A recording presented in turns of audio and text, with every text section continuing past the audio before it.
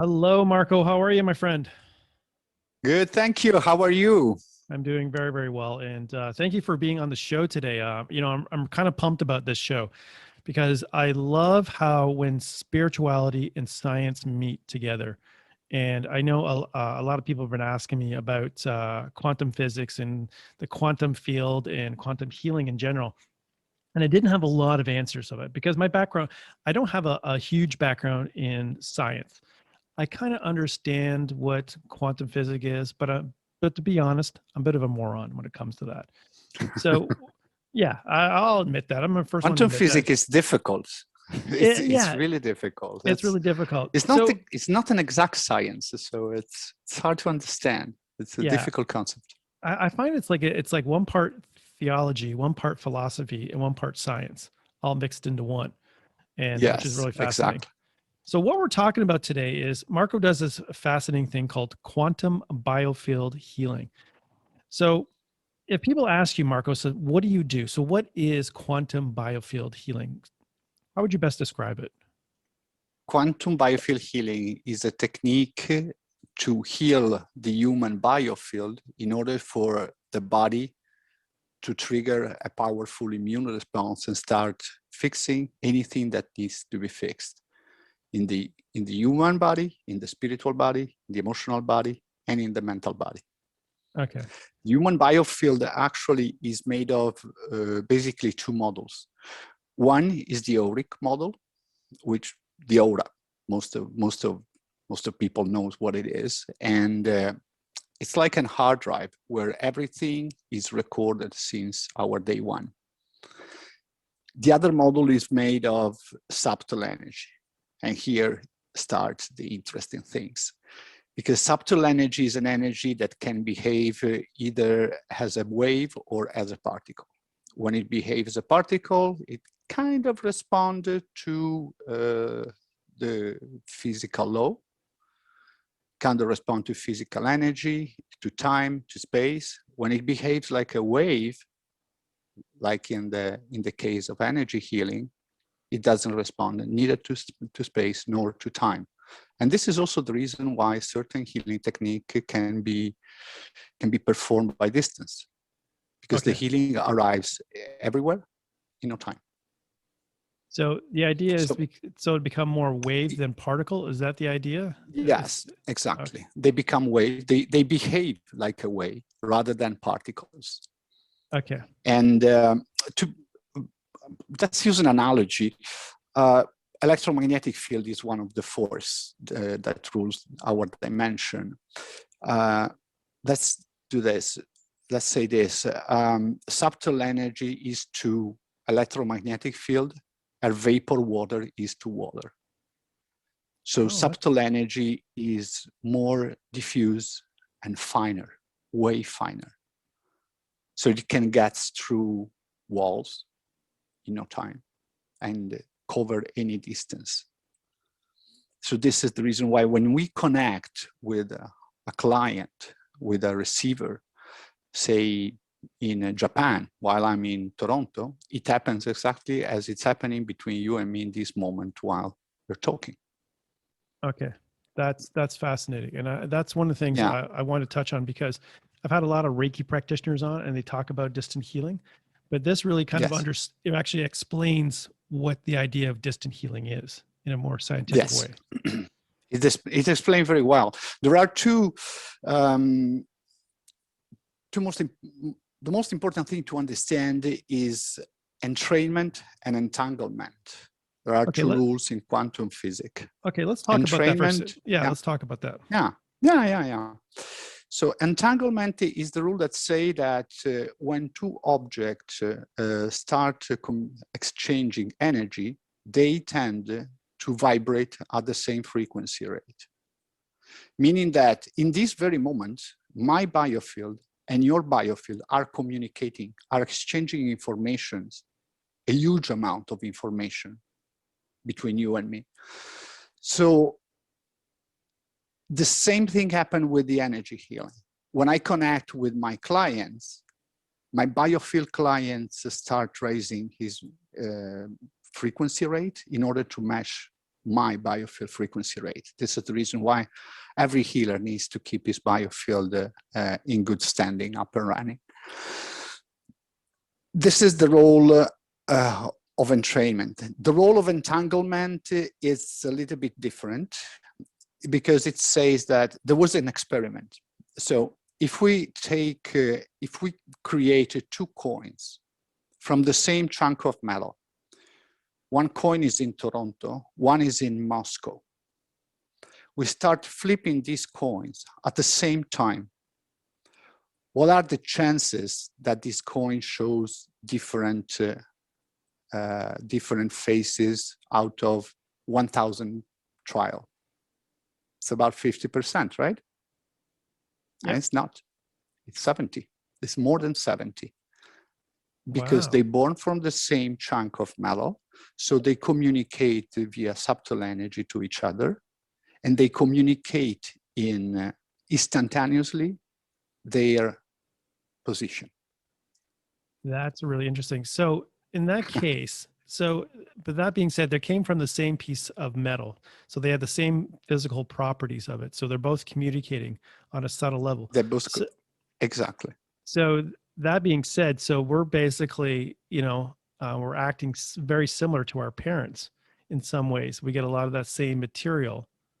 Because when I was thinking about that, it's like I had this light bulb go off. It's like, obviously we come from them.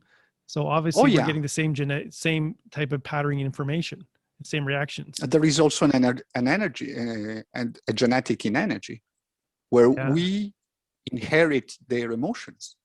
We inherit their mental attitude or issues. And this is something very typical. For instance, anxiety is something that we can inherit from our parents, grandparents, or ancestors. You know, that kind of anxiety that is coming out from nowhere, you have no idea where it comes from. It's because you probably inherited that anxiety and it traveled to a frequency which doesn't really belong to your biofield. So sometimes it's very hard to deal with this kind of anxiety because it doesn't belong to you. Yeah. And this is an energetic inheritance. Yeah, it's so fascinating. I'm pretty much sure most of our audience knows what they're talking about. Oh yeah, I so believe that. I know myself because I'm listening to that. I'm going, yep, that's me. Yep, that's me. Yep, I feel that. And the thing is too is I'm also a psychic empath too as well. So I pick up everything. So I not only have my stuff I'm picking up, I pick up other people's stuff too and their emotions. But now it really kind of makes sense. And now it really kind of hits home to why I am the way I am. And it's such a simple analogy, like the two coins, like it's just that light bulb moment came off. Yes. So yes. It's so can you imagine, I mean, the amount of communication that there is between two twins, independently by their position on the planet or in the universe, they keep communicating all the time. It's as seamless. It's a seamless communication. They communicate all the time because they are entangled. The entangle under certain condition can break. Yes, it can. And most of the time it's very painful when entangle breaks between humans. But yes, it can happen. And it can also happen that you entangle with other people, even temporarily, as I am entangled with my client when I'm working on him.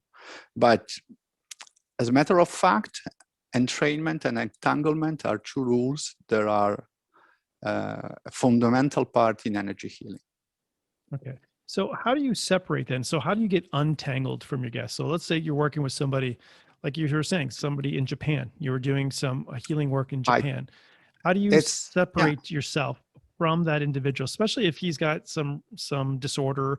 Let's say he's got cancer. Let's say something, you're working with him, he's got cancer, something like that. How do you separate yourself from that person and that person's energy?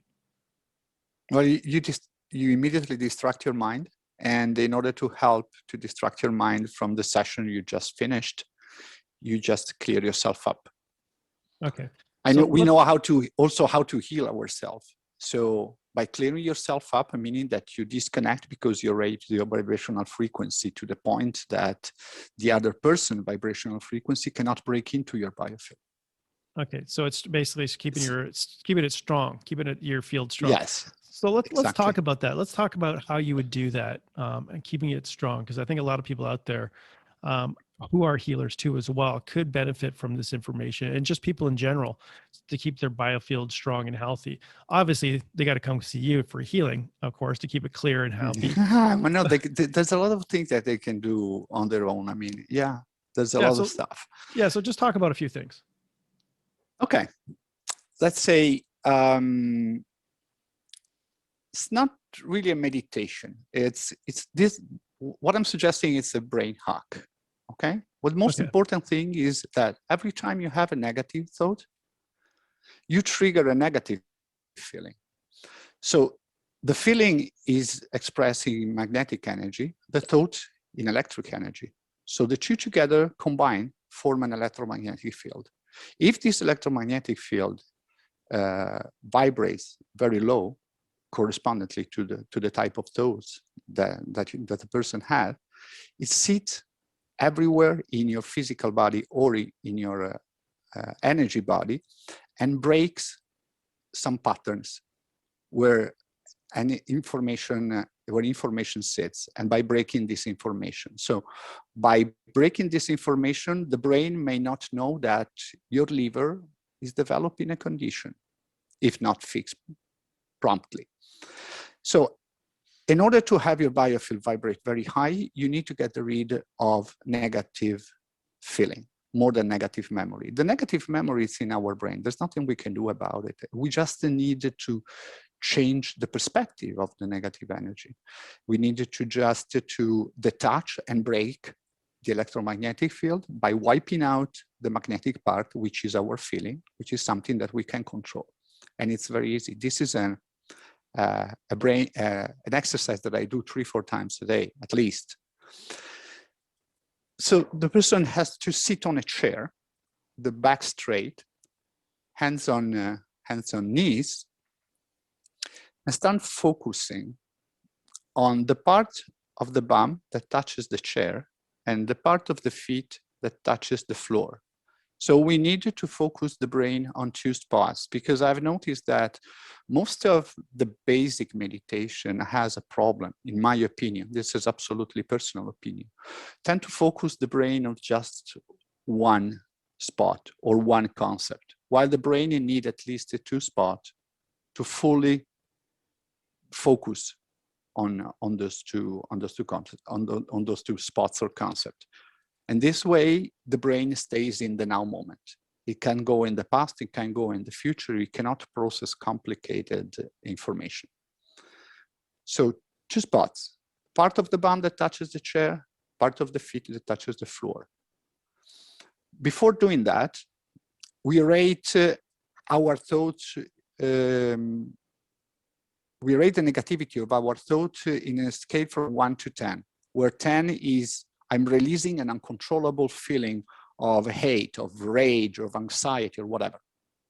Okay.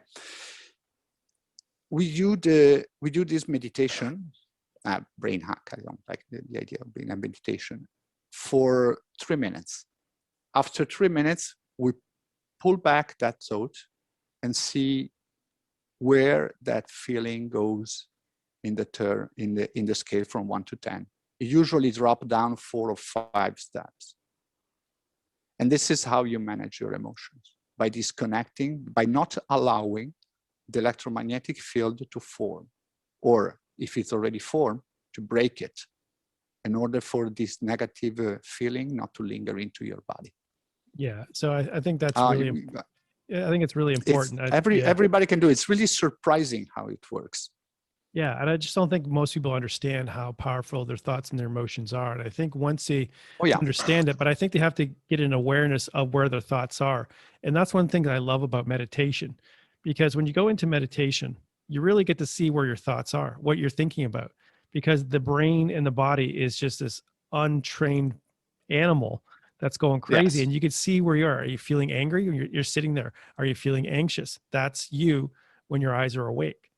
So really an idea of what's happening with what's going on with your daily thoughts. And that's what I love about meditation. It gives you that really awareness, like, okay, I'm a little bit crazy. I am Yes. like, I am feeling like, Yeah, but where's this anger coming from? Like, where am I so anxious all the time? yes, exactly. I mean, another example, what happened before with that meditation is that we are elaborating that thought with our local mind. Okay, in our local mind there is a lot of stuff that we cannot handle, like judgment and other negative emotion. But one of the most responsible of the negative feeling is typically judgment. Okay.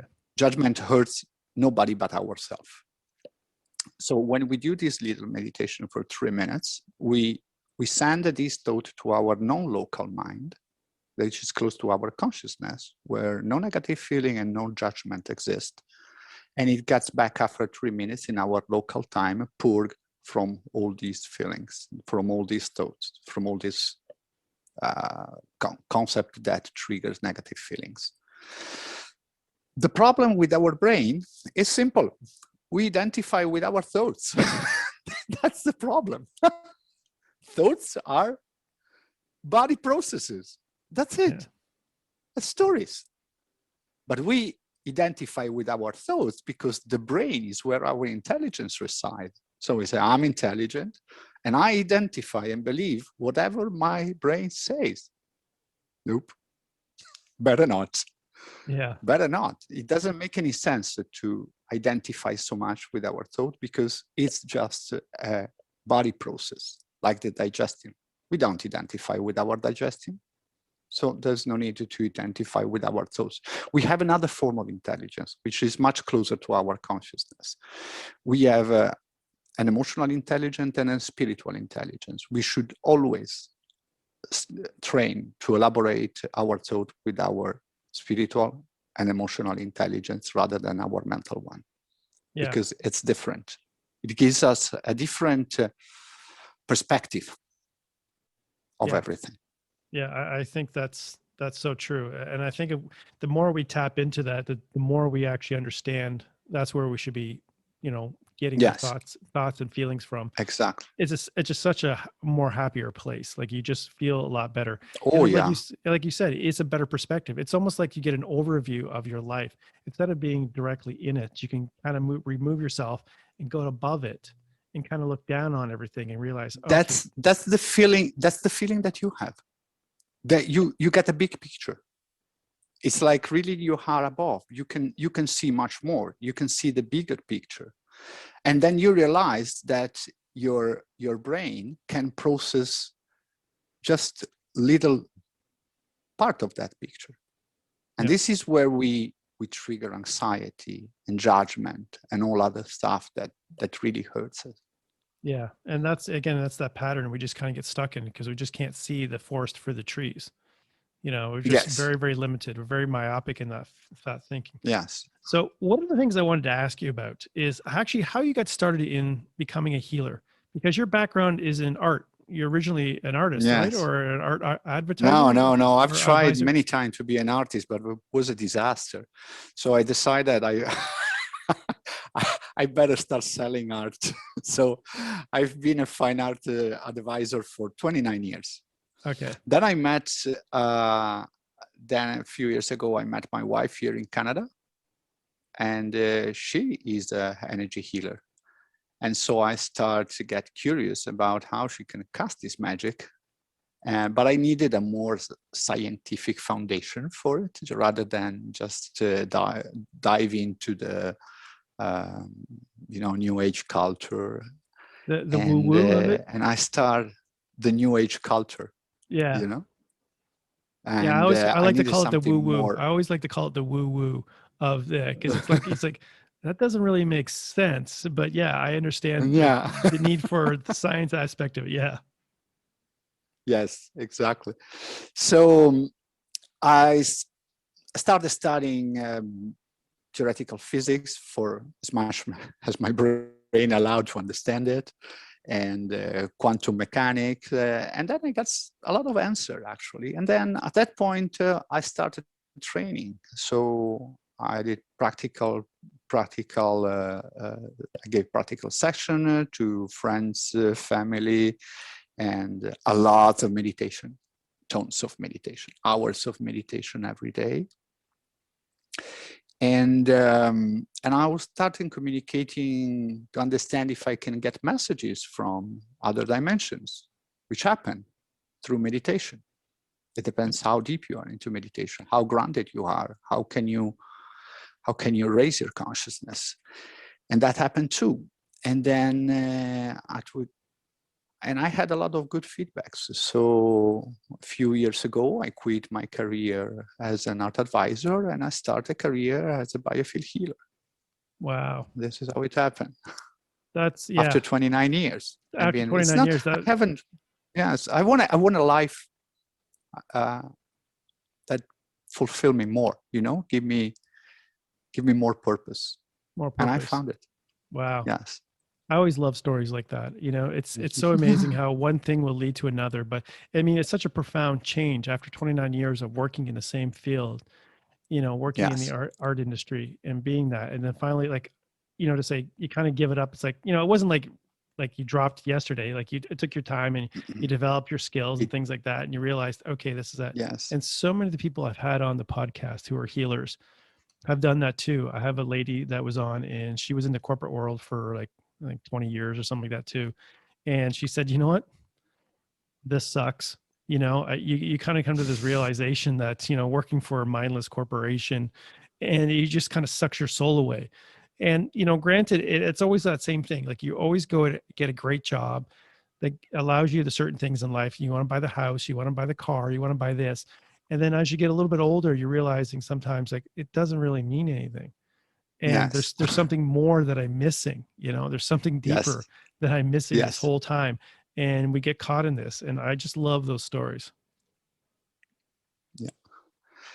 Yes, it is. I mean, it's a different, completely different life. And, but it was quite easy for me because both my practice in fine art and my trials in energy healing were parallel. So it was easy for me to change skin. I haven't had any major trauma from that. I mean, I just have to leave all my suits in my apart and start living a more informal life, but definitely more meaningful. Yeah, that's fantastic. So one of the things I want to talk to you about is that you work with insomnia. And I don't meet too many people that actually work with insomnia in general. And I know a lot of people suffer from it. I've had that on occasions where I can't sleep. And sleep is it's just one of those quintessentials. It's like water and breathing. Like you need to have a good quality sleep.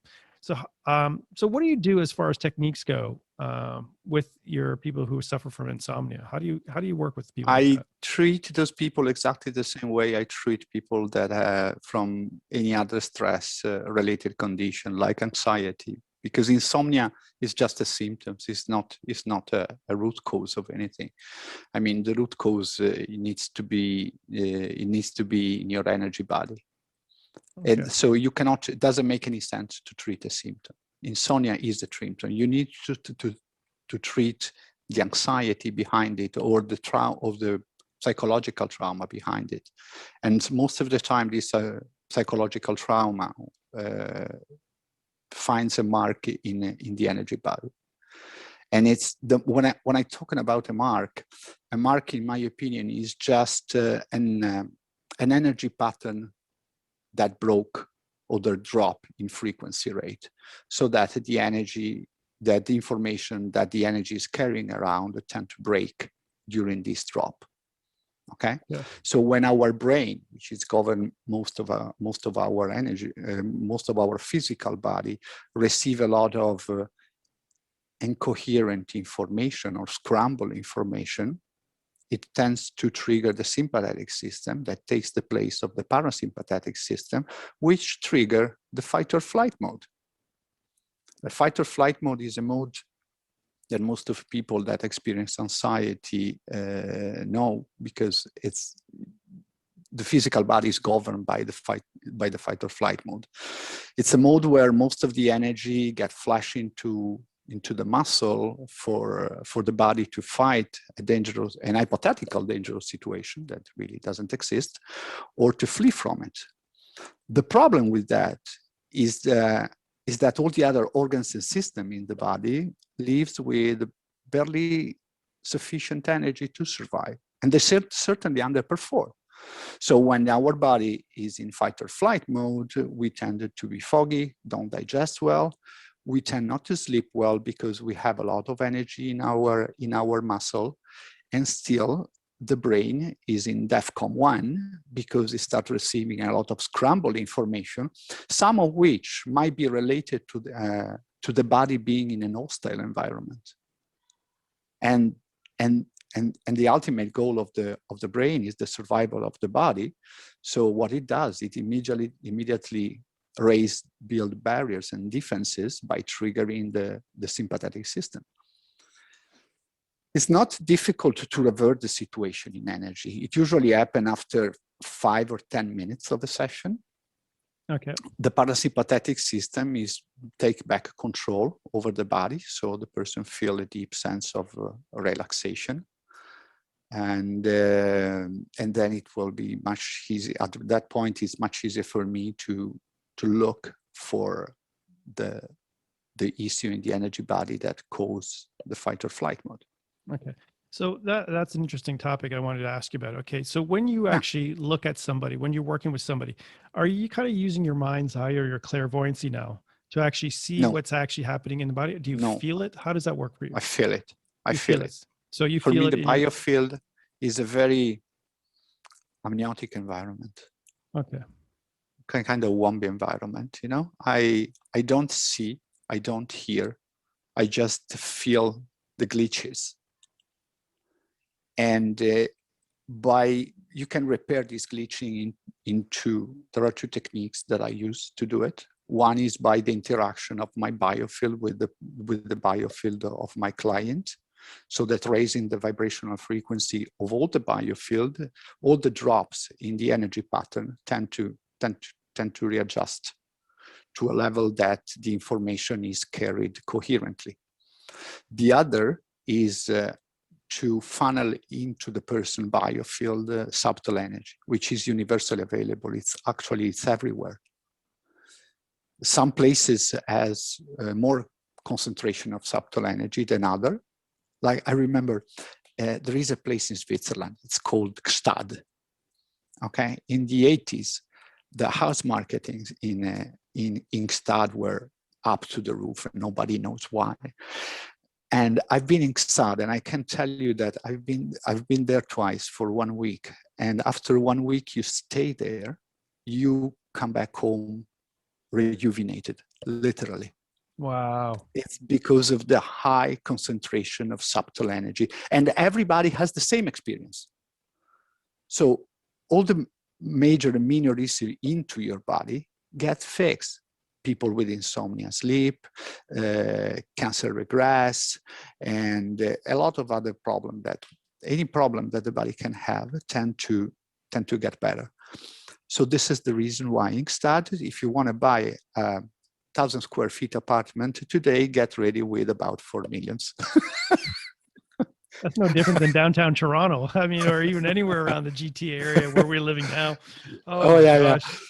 But yes, I mean, the other solution is having a biofield healing session with a good healer. Yeah, of course. Like no, there's no need to go inside or by like myself. Well, yeah, unless and if you're really super rich and you want to fly Marco out with you to have your own personal healing at the same time, I don't think you would be too upset with that.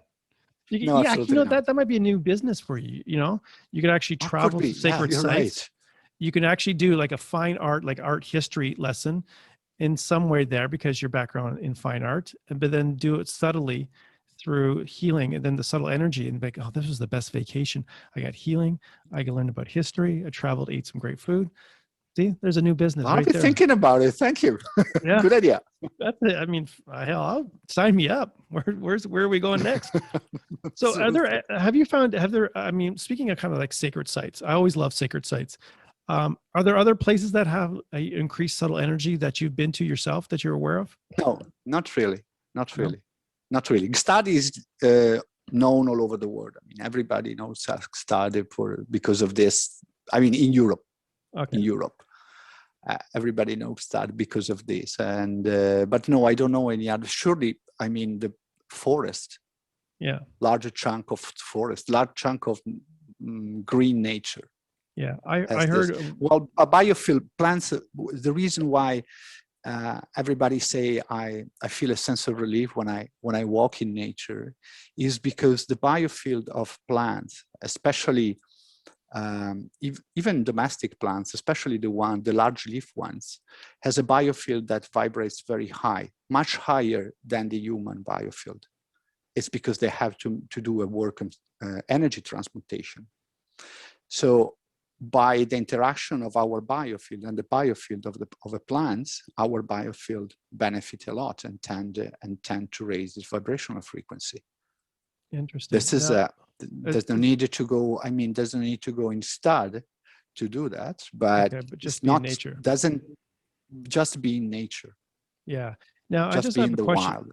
Now I just got a question in general, and again, this could be hypothetical. Yeah. Because of the destruction of the rainforest, and we're losing a lot of the green and the biodiversity in our planet, is that changing the subtle energy in our planet, and that's why a lot of craziness is happening in general? You think? No? No. Subtle energy works in a different field. Okay. There is scientists now are investigating how electromagnetic energy and subtle energy are communicating. We don't know how they do. We know that they do it, but we don't know how. There's probably a dimension in the middle, and this dimension is not affected by what's going on the physical field, which means this universe. Yeah. Yeah, because I was just it's not affecting at all. I mean, the problem, the biggest problem is the global frequency rate that is dropping because of people's fear of the COVID, and that is the problem. Okay. I just wasn't sure because I know. Yeah, that's interesting. But no, really subtle energy lives on a different plane. On a different plane altogether. It's not affected by that. Yes. Okay. Yes, definitely. Okay. Yeah, it's really interesting. But we live on that plane too. I mean, with our biofield. This is the reason why we are multidimensional being. It's because of our biofield. Our biofield live on different fields. Scientists call dimension fields, and by living on different fields, we are multidimensional. When a physical body dies, it dies in the physical field. But it doesn't necessarily, the being doesn't necessarily die on the other fields. Okay. So would you say it's a more multidimensional in that sense? Yes, definitely. Yeah. Yes. It's what makes us subtle energy, our biofield. It was what connects us to the other dimension we live in. Okay. So I know you talked briefly about, during your meditations, how you connected into different dimensions, stuff like that. Let's kind of talk about that, because I always find that fascinating as well when we talk about, interdimensional stuff or, different dimensions, because a lot of people have been talking about this, not in just the new age, but you're hearing that a lot, going into fifth dimensional energies, shifting into 5D. I've been hearing that a lot. So what is your experience during your meditation and your work? What are some of the difference between the different types of dimensions? Well, the only dimension I experience is the astral one. Okay. Which is where we can go through meditation, or even at night when we sleep.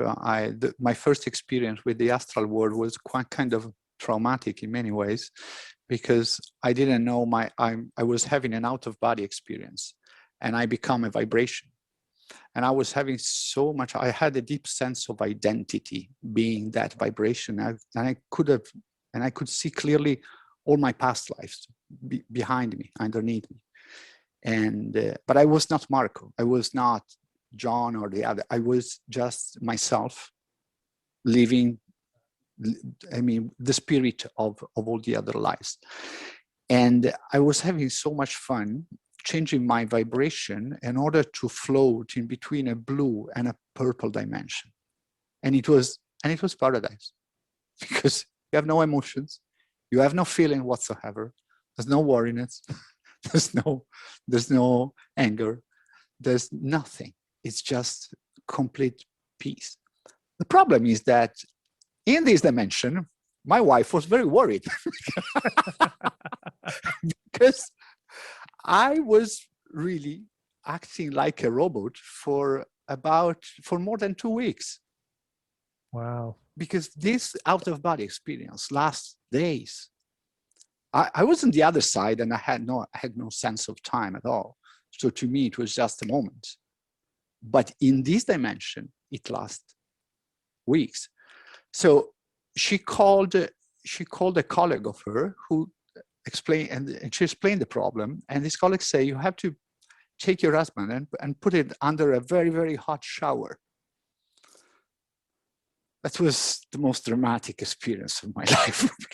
It's almost like you kind of had a near-death experience and still having it, but your body was still alive. But that's the point. I had a death experience. This is where we go afterwards. Then I had the chance through other medium to speak with our spirit guides and stuff, and they say what you had is we wanted to show you how is the afterlife, which is not afterlife at all. I mean, because there's more life on the other side than on this side.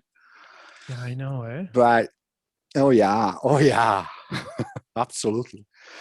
And the problem is that from being an elegant, sophisticated vibration, floating between dimensions, like I know it's in this paradise, and I was flashing to my physical body right away because my body was burnt with hot water.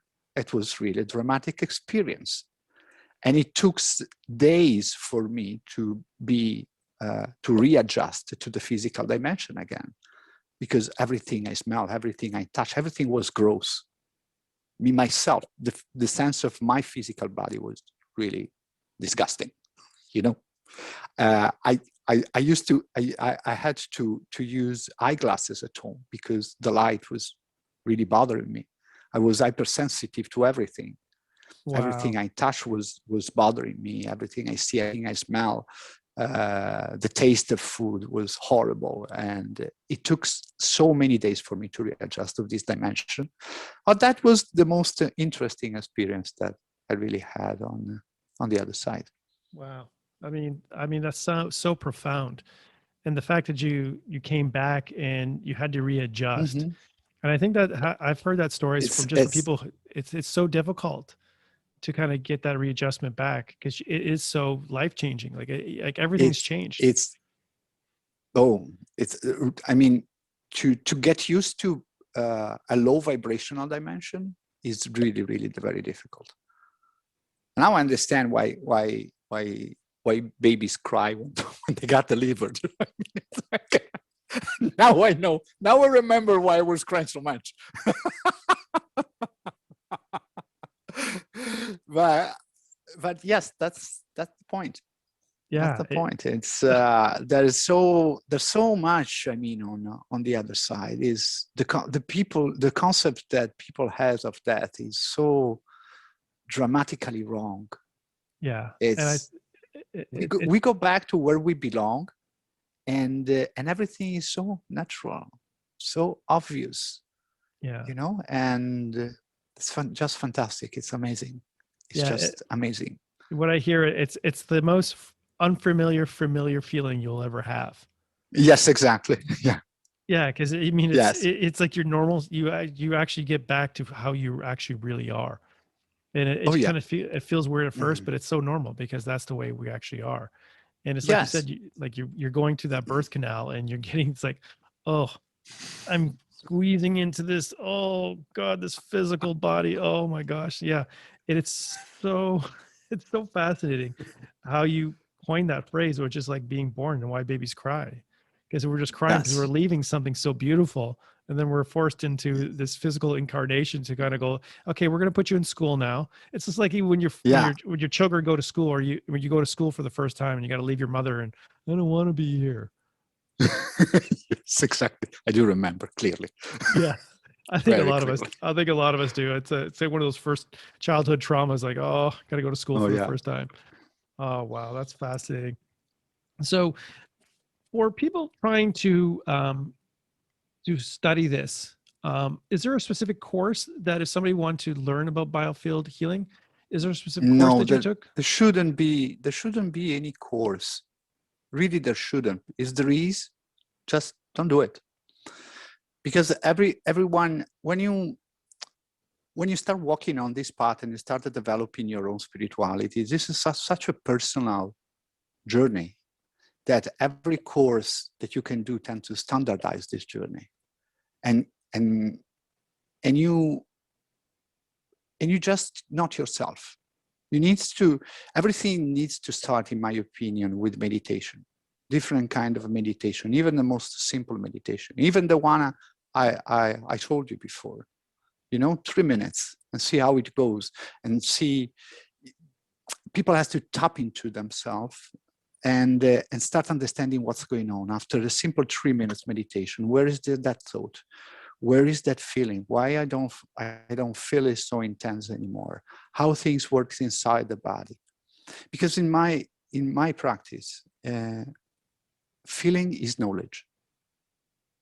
Okay. So learning, it's important to be self-aware by understanding our own feeling and understanding the fact that feeling is knowledge. So it's the biggest knowledge that we have are our feelings.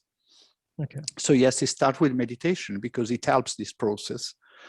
But and then, guys, just try to heal. Try to visualize the energy getting out from your hands, and try to work on friends, on family member, and you cannot hurt them. There's no problem. Don't worry. Just to try to do it, and try and try and try, and being perseverant. Okay. This So is the secret. yeah. So just setting the intent about actually doing it will actually help out a lot too as well, right? Setting the intent is powerful. Our Okay. intention is powerful. All right. That alone could work. Yes. Okay. Just setting that intention alone too as well. And Yes. I always say, like, just coming from that heart space, like, feeling it from here versus up here, Oh yeah. makes a big Oh difference. yeah. Yeah. Oh yeah. It makes a big difference. It's the same difference that there is between electricity and magnetism. Magnetism, electricity. We can't heal anybody with electricity. We tried. I mean, but it didn't really work. We tried to electrocute the brain, but it doesn't really work. But we No. need to heal with our magnetic energy that starts from here. It's from your heart. It's not exactly the heart, but it's from who you are, From from who your you are. being. Yeah. That's so Yeah. important. Yeah.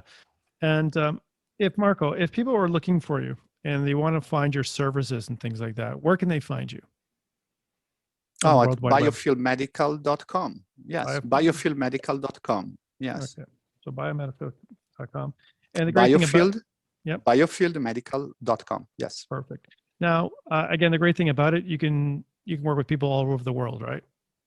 Oh yeah. Yeah. Oh yeah. Okay, Yeah.